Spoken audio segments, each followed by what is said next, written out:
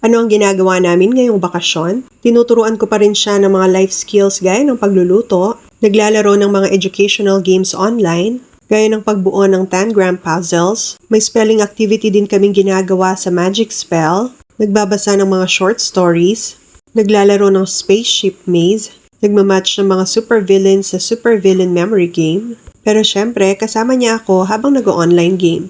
Minsan, nagtitake turns kami sa paglalaro. Nag-aaral pa din kami pero more on reading, writing at math ang mga pinapagawa ko sa kanya.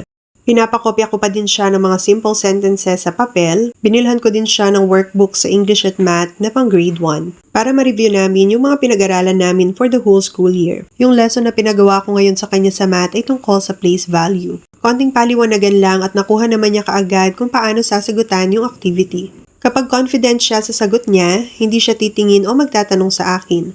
Pero kapag hindi siya sigurado sa sagot, ay sasabihin niya yung sagot niya at sabay lingon kung nasaan ako. Alam niya kasi na ipapabura at ipapaulit ko hanggang sa makuha niya yung tamang sagot. Dati, naiinis siya kapag ginagawa ko yun.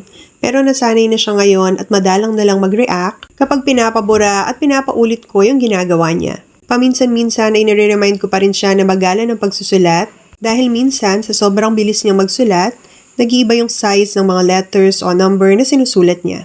Nag-reading comprehension activity naman kami sa English kung saan may babasahin siyang mga sentences at titingnan yung mga pictures sa itaas kung meron bang ganoong bagay sa bedroom. May vocabulary activity din kami kung saan isusulat niya ang pangalan ng mga objects at imamatch sa bagay na kapareha nito. Pinakahuli kong pinasagutan ang sorting activity kung saan isusulat niya sa table sa ibaba ang mga bagay na makikita sa living room at kitchen.